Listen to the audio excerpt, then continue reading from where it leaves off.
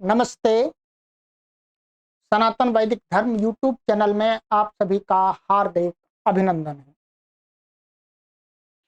मित्रों, सनातन वैदिक धर्म यूट्यूब चैनल आपको निरंतर जागरूक बनाने के लिए कार्य करता है।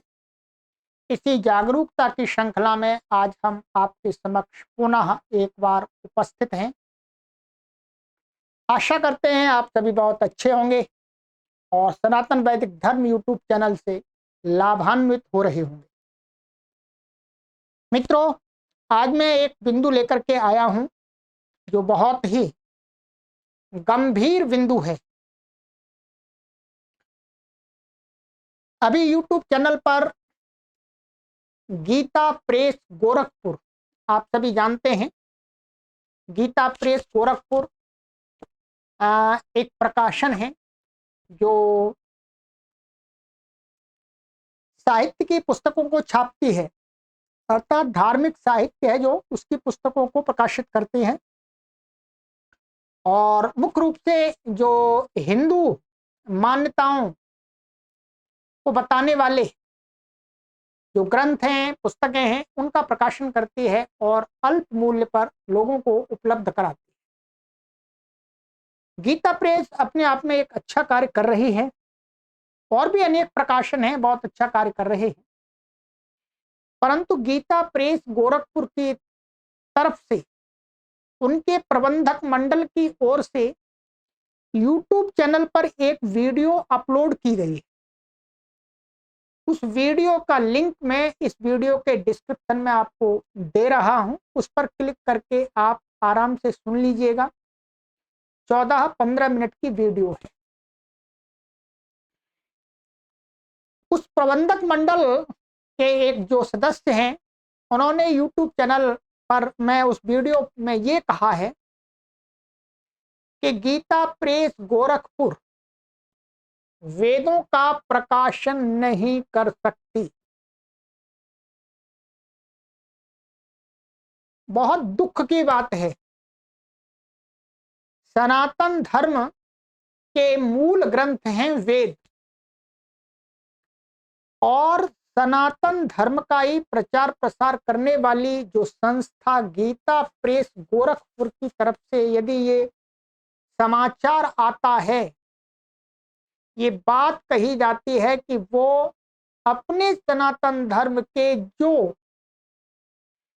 प्राइम ग्रंथ हैं, जो मुख्य ग्रंथ हैं वेद, उनका प्रकाशन नहीं कर सकते। और उनके प्रकाशन न करने में उन्होंने हेतु भी दिए। उन हेतुओं में उन्होंने दो व्यक्तियों का उल्लेख किया है। एक तो गीता प्रेस गोरखपुर के जो संस्थापक हैं, फाउंडर हैं, उनका नाम उसमें उल्लेख किया है, और एक वर्तमान में जो प्रबंधक कमेटी के उनके जो मुख्य हैं, उनका नाम उल्लेख किया है, और उनके नाम से उन्होंने वहां पर संदेश दिया है। उसका कारण बताया है कि गीता प्रेस गोरखपुर को 100 वर्ष लगभग हो गए हैं 100 वर्ष के बाद भी आज इस स्थिति में नहीं है कि वो वेद का प्रकाशन कर सके। इसका अर्थ सीधा सा ये निकलता है कि आगे भी हजारों वर्ष तक गीता प्रेस गोरखपुर वेदों का प्रकाशन करने की इच्छा नहीं रखती। हमारे लिए तो ये बहुत दुखद बात है, और जो भी सनातनी लोग हैं उनके लिए भी शायद ये दुख देने वाली ही बात होगी। आइएगा, सबसे पहले मैं उनके, आप वीडियो को सुन लीजिएगा, वहां से ही मैंने स्क्रीनशॉट लेकर के ये उनकी बातें इनको मैं पढ़ के बता देता हूं, बाकी मुझे और कोई विशेष प्रयोजन नहीं है। ये लिखा हुआ है, ये इसके जो भाई जी हनुमान प्रसाद पोद्दार जी जो फाउंडर हैं इनके, इन्होंने ये वर्तमान में तो नहीं है, परंतु इन्होंने अपनी डायरी में लिखे हुए हैं ये बातें जो वहां पर वीडियो में बताई गई हैं। इन्होंने ये लिखा है, मैं सर्वत्र यह सुन रहा हूं कि गीता प्रेस ने वेदों का प्रकाशन क्यों नहीं किया। लोग बोलते हैं, इनसे कहते होंगे कि भाई आप और भी अन्य हिंदू ग्रंथों का प्रकाशन करते हैं तो गीता वेदों का क्यों नहीं करते। तथा कल्याण के विशेषांक के रूप में वेदों के अंक क्यों नहीं छापे गए। जो कल्याण इनकी एक पत्रिका है, उसमें भिन्न भिन्न विषयों को लेकर के प्रकाशन करते हैं, जैसे उपनिषद हो गया, गीता हो गया, अनेक हैं, परंतु वेदों को लेकर इन्होंने कभी कोई प्रकाशन वहां पर नहीं प्रकाशित नहीं किए खबर। मेरे विचार से वेदों पर साधिकार सटीक टीका करने वालों की संख्या नगण्य है। ध्यान रखिएगा, इनका एक एक शब्द ध्यान से सुनना है। हम किसी से ईर्ष्या, द्वेष या कटाक्ष के रूप में नहीं कह रहे, हम वास्तविकता पर विचार करने के लिए आप तक ये विचार पहुंचा रहे हैं। इनका कहना है कि मेरे विचार से, मन इनके विचार से, वेदों पर साधिकार मन वेदों पर पूरा जिनका अधिकार है और सटीक टीका मन सही टीका करने वाले लोगों की संख्या नगण्य, नगण्य का मतलब है ही नहीं। इस संसार के अंदर, विश्व के अंदर वेदों के मंत्रों की व्याख्या करने वाला कोई व्यक्ति ही नहीं है, और इनके हिसाब से माने अभी उपलब्धि नहीं है, तो मतलब हुआ ही नहीं है कोई। मौजूदा समय में वेदों के जो अनुवाद सामने आ रहे हैं, वे वेदों के अपने वास्तविक स्वरूप से काफी भिन्न बताए जा रहे हैं। सबसे पहली बात, इनकी यही बात गलत है। ऊपर तो ये कह रहे हैं कि मेरे विचार से वेदों पर साधिकार टीका करने वाला कोई व्यक्ति ही नहीं है, और फिर दूसरी बात ये आगे ये कह रहे हैं, ध्यान रखिएगा क्या कह रहे हैं, कि मौजूदा समय, वर्तमान समय में वेदों के जो भी अनुवाद सामने हमें मिल रहे हैं, वो वेदों के मंत्रों के व्याख्या, मंत्रों के स्वरूप के अनुसार नहीं, अर्थात मंत्र जो कहना चाहते हैं उससे भिन्न ही है। अर्थात ये ऐसा मान रहे हैं कि वेदों के मंत्रों का इस दुनिया में, संसार में अर्थ है ही नहीं, कोई अर्थ बताने वाला नहीं है, कोई जानता ही नहीं। अब ये व्यक्ति कौन बात कह सकता है भाई? ये आपस में विरोधाभास है बात में। भाई मैं जिस विषय को नहीं जानता हूं ठीक से, तो मैं उसके विषय में ये कैसे कह सकता हूं कि कोई व्यक्ति इस बात को नहीं जानता है? हमें वर्तमान में महर्षि दयानंद सरस्वती जी के द्वारा भी किया हुआ भाष्य मिलता है, और भी अन्य सायण हैं, और भी महीधरा आदि हैं, उनके भाष्य मिलते हैं। परंतु इनका मानना ऐसा है कि ये जो भाष्य ये गलत है। भाई इस बात को कौन व्यक्ति कह सकता है कि गलत है? वही कह सकता है जो सही स्वरूप को जानता है, और ये स्वयं सही स्वरूप को जानते नहीं है। तो इनकी जो ये बात है, यही आपस में ही गलत है। या आपस में एक तरफ ये गलत भी कह रहे हैं। गलत कैसे कह सकते हैं कि आप सही जानते हैं तभी आप गलत कह सकते हैं, अन्यथा नहीं। भाई कोई मार्ग दिल्ली को जा रहा है, कोई किसी ने बताया कि मैं दिल्ली की तरफ मुझे जाना है, ध्यान रखिएगा, दिल्ली की तरफ जाना है, और मैं दिल्ली की तरफ चल दिया। अब कोई व्यक्ति मुझसे कहे कि भाई ये दिल्ली की तरफ नहीं जाता, तो मैं उसको यही तो पूछूंगा कि आपको पता है कि ये दिल्ली की तरफ नहीं जाता? तो वो व्यक्ति कहेगा हाँ मुझे पता है, मैं दिल्ली गया हूं, इस मार्ग से दिल्ली नहीं जा सकते। जिसको दिल्ली का मार्ग पता नहीं है, तो वो मुझे कैसे बता सकता है कि दिल्ली को नहीं जाता? भाई पता है वो तो बता सकता है, जिसको पता नहीं वो ये कहेगा भाई मुझे नहीं पता ये सही है या गलत है। अब ये जो कहते हैं कि महर्षि दयानंद सरस्वती जी और जो महीधर आदि हैं, सायण आदि हैं, इनके द्वारा जो मंत्र का व्याख्यान है वो सही नहीं है, तो सही फिर आपको मालूम होना चाहिए, और आप खुद को मालूम नहीं है। आगे और देखिएगा,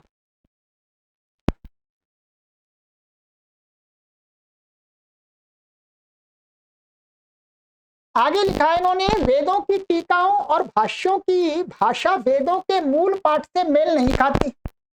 अब ये या तो ये विद्वान है वेदों के, तभी तो ये यहाँ पर डिसाइड कर सकते हैं कि भाई वेदों की जो टीकाएं और भाष्य वो वेदों के मूल मंत्र से मेल नहीं खा रहे। ध्यान रखिएगा, इस स्तरहीन स्थिति को देखकर मैं चाहते हुए भी भारतीय संस्कृति के इस स्तुत्य स्रोत को अपने सम्मानित श्रद्धालुओं और प्रवीण पाठकों को सुलभ कराने में असमर्थ रहा। अब देखिएगा, इन्होंने यहाँ पर यह शब्द प्रयोग किया है, वहां पर वीडियो के अंदर ये पोस्ट दिखाई गई है, ध्यान रखेंगे। वहां पर इन्होंने ये कहा है कि स्तरहीन स्थिति, इन्होंने जो भी आज तक वेदों के विद्वान हुए हैं, उनकी जो टीकाएं की है, उनके भाष्य को स्तरहीन बता दिया। ये बहुत गजब की बात है भाई। आप समाज के लिए एक आदर्श हैं, परंतु आपको जो बड़े बड़े लोग हुए हैं उनके भाष्यों को आप स्तरहीन कैसे कह सकते हैं? जब आपको वेद के मंत्रों का सही ज्ञान नहीं है, आपको व्याकरण का ज्ञान नहीं है, आप संस्कृत भाषा के विद्वान नहीं है, आप निरुक्त हैं, व्याकरण आदि के विद्वान नहीं है, हैं? आप छंद को नहीं जानते, ज्योतिष को नहीं जानते, शिक्षा कल्प आदि को नहीं जानते, तो आप कैसे कह सकते हैं कि जो भी भाष्यकार हुए उनका भाष्य स्तरहीन है? ये झूठ है, वास्तव में ये सही बात नहीं है।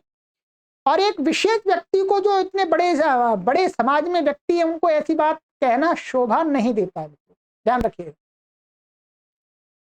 अब इन्होंने कह दिया, इनका ये लिखा हुआ भाई जी हनुमान प्रसाद पोद्दार जी, आप वीडियो में देख सकते हैं, उन्होंने डायरी खोल के बताया कि इनकी डायरी मिली है, उसमें ये लिखा हुआ। वर्तमान के जो इनके प्रबंधक हैं लालमणि तिवारी जी, प्रबंधक गीता प्रेस गोरखपुर, ये यहाँ पर चित्र दिखाया है, मैं केवल पढ़ के दिखाऊंगा, ठीक है। वेदों की ऋचाएं समास और सूत्रात्मक गोप्य संकेत सांकेतिक शैली में सृजित हैं। अब देखिएगा, इनकी बात भी देखिएगा, मुझे बहुत आश्चर्य हो रहा है कि ये किस प्रकार के विचारशील लोग हैं। वेदों की ऋचाएं समास सूत्रात्मक गोप्य सांकेतिक शैली में सृजित हैं, माने बनी हुई है, निर्मित है, माने इनका सृजन हुआ है, जिनकी सामान्य व्याख्या से भ्रम, संदेह एवं अनर्थ की परिणति हो सकती है। इसी कारण गीता प्रेस ने अभी तक वेदों के प्रकाशन पर विचार नहीं किया है, क्योंकि गीता प्रेस सत्यता और प्रामाणिकता के आधार पर ही सभी प्रकाशन करता आ रहा है। इसका मतलब सीधा सा ये हो गया, ये भविष्य में कभी भी वेदों का प्रकाशन नहीं करेंगे, गीता प्रेस गोरखपुर कभी भी नहीं करेगी, ठीक है। अब यहाँ पर स्पष्ट हो गया है, अब मैं आगे चर्चा नहीं करूंगा, ठीक है, इतनी हमारी बात हो गई है मैन, ठीक है। अब ध्यान रखिएगा, मैं संस्कृत भाषा का ही विद्वान हूं, संस्कृत भाषा के विषय में ही काम कर रहा हूं, ठीक है, व्याकरण को ही पढ़ाता हूं, व्याकरण ही मैंने लंबे समय तक पढ़ा है। व्याकरण पढ़ते हैं, शिक्षा पढ़ते हैं, कल्प पढ़ते हैं, छंद पढ़ते हैं, ज्योतिष पढ़ते हैं, निरुक्त पढ़ते हैं, इन सब के पढ़ने का प्रयोजन बताया गया है हमारी शिक्षा प्रणाली में, वेदों को समझना। ध्यान रखिए, क्या है, हम यदि व्याकरण पढ़ते हैं संस्कृत का, किस लिए? मुख्य प्रयोजन बताया, वेदों की रक्षा करना, रक्षा ऊहा इत्यादि बताया है। किसकी रक्षा? वेदों की रक्षा करने के लिए व्याकरण को पढ़ना चाहिए। ये वहां पर पतंजलि ने अपने व्याकरण के प्रौढ़ ग्रंथ महाभाष्य में कहा है, ठीक है। यहां पर ये आप देखेंगे, ये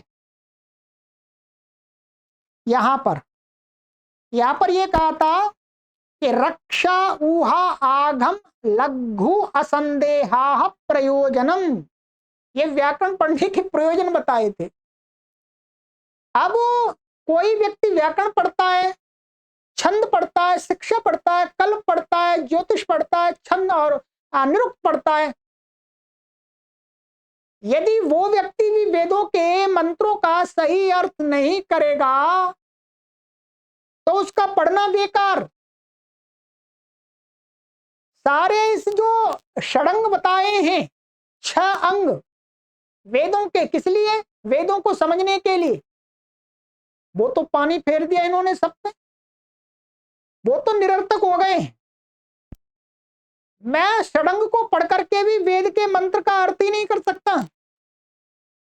ये कोई बात नहीं हुई, ये आपस में विरोधाभास हुआ। ये बहुत गलत संदेश समाज में जा रहा है। महर्षि दयानंद सरस्वती जी के समय में महर्षि दयानंद सरस्वती जी को लोगों ने कहा कि वेद नहीं, वेद तो भस्मासुर ले गया, वैसी स्थिति आज इस प्रकार के लोग उत्पन्न कर रहे हैं कि वेदों का सही मंत्रों का अर्थ ही नहीं प्राप्त हो सकता है और कोई कर भी नहीं सकता है। इसका मतलब हमेशा हमेशा के लिए वेद की विद्या को कोई जान ही नहीं सकता, वेद के मंत्रों के अर्थ को कोई जान ही नहीं सकता, किसी को जना ही नहीं सकते। अब इससे क्या होगा? इससे ये होगा, लोग वही पुरानी वाली धारणा को कहने लगेंगे कि वेद तो गडरियों के गीत हैं, यही कहेंगे। जब कोई वेदों के मंत्रों का अर्थ ही बताने वाला नहीं होगा, ओम भूर्भुवस्सुवः तत्सवितुर्वरेण्यं भर्गो देवस्य धीमहि धियो यो न प्रचोदयात् विश्वानि देव सवितर्दुर्तानि परासु वेद भद्रम तन्ना शुभ, इन मंत्रों का कोई अर्थ पूछेगा और जब समाज में ये कहा जाएगा भाई इनका अर्थ पता ही नहीं, इनका अर्थ करने वाला इस दुनिया में कोई नहीं है, जब आज कोई नहीं है तो आगे अब कहां से आएगा? जब मूल ही समाप्त हो गया, मूल ही समाप्त हो गया तो अब आगे वृक्ष कहां से उत्पन्न होगा? इसका मतलब हमेशा हमेशा के लिए वेदों के अर्थ को अब संसार के लोग नहीं जान पाएंगे। यदि ऐसी दशा हम उत्पन्न कर रहे हैं मित्रों, तो ये हमारे वेदों की अवनति का सबसे बड़ा कारण होगा, वेदों के प्रति लोगों की अनास्था का सबसे बड़ा कारण होगा। ऐसी वीडियो उनको जारी नहीं करनी चाहिए थी, चाहे वो जो भी अपने मन में विचार रखते हों, उन विचारों को उनको अपने तक ही सीमित रखना चाहिए था। इससे एक सनातन धर्म को मानने वाले करोड़ों लोगों के समुदाय में क्या संदेश जाएगा? क्या संदेश जाएगा? भाई वेद कुछ नहीं है, वेदों में क्या रखा, कुछ है ही नहीं, किसी को पता ही नहीं है और पता भी नहीं हो सकता आगे। मित्रों, ये गलत बात है। वर्तमान में सबसे प्रामाणिक जो वेदों के भाष्य मिलते हैं वो आर्य समाज के द्वारा प्रकाशित होते हैं, ध्यान रखेंगे। जिसको परंपरा से जो एक तरीका था वेदों के मंत्रों का अर्थ करने का, उस ढंग से मंत्रों का अर्थ किया गया है, ध्यान रखेंगे, ठीक है।